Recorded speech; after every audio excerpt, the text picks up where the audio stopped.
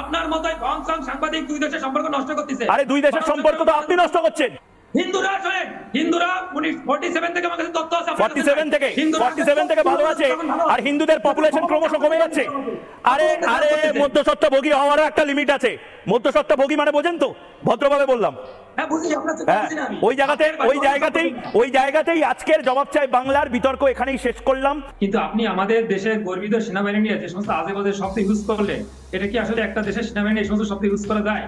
আপনাদের তাজ ওঠে 17 বছর একটা ছেলে কাসাব 3 দিন আটকায় রাখছিল, আপনি কেন যান নাই সেখানে? এত বড় বড় কথা বলেন। আমি একটা কথা বলি আপনাকে রবীন্দ্রনাথ বাবু, শুনুন। আরে শুনতে শিখুন। আপনি তো হিন্দু, আপনি হিন্দু তো? আরে আপনি হিন্দু তো? আরে বাংলাদেশকে নিয়ে ভাবতে হচ্ছে, তার কারণ বাংলাদেশ এই মুহূর্তে জঙ্গি পাঠাচ্ছে ভারতে। আপনারা মিছিল করেছেন। রোহিঙ্গাদেরকে কারা জামাই আদর দিচ্ছে? রোহিঙ্গাদেরকে কারা জামাই আদর দিচ্ছে? মোহাম্মদ ইউনূসকে নিয়ে বলার ক্ষমতা আছে? আপনি নিজেরা কন্ট্রোল করতে পারেন না। আরে শুনুন জসিমউদ্দিন রহমানিকে, আরে শুনে নিন জসিমউদ্দিন রহমানিকে। কেন আপনি কি নেকা? জসিমউদ্দিন রহমানিকে চেনেন না? আমি বলছি জসিমউদ্দিন রহমানি একজন সন্ত্রাসবাদী। জসিমউদ্দিন রহমানি আনসারুল্লাহ বাংলার মাথা। আপনারা আনসারুল্লাহ বাংলাকে নিয়ে একটা কথা বলতে পেরেছেন? বিগত আমলি সরকার অনেক সাধারণ মানুষকে খরচপাত দিচ্ছে, কেন আনসারুল্লাহ রহমানির খরচপাত দেয় নাই? জিজ্ঞেস করেন আপনার আমলি সরকারের কাছে। শেখ হাসিনা তো আপনাদের কোলে নিয়ে বসে দিচ্ছে, শেখ হাসিনার কাছে জিজ্ঞেস করেন যে আনসারুল্লাহ রহমানির কেন খরচপাত দেয় নাই?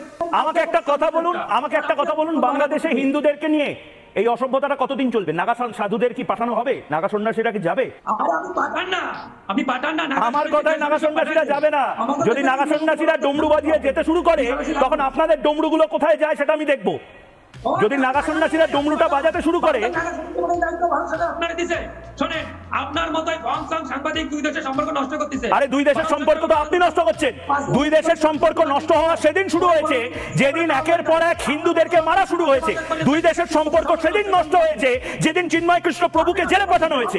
আনসারুল্লাহ বাংলার প্রধানকে ছেড়ে দেওয়া হচ্ছে, আর চিন্ময় কৃষ্ণ প্রভুকে জেলে পাঠানো হচ্ছে। কিসের ডায়লগবাজি করছেন?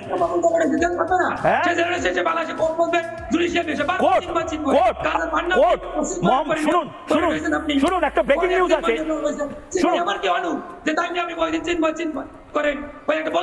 কি বলবো? আনসারুল্লাহ করবো? কি বলবো? আনসারুল্লাহ করবো?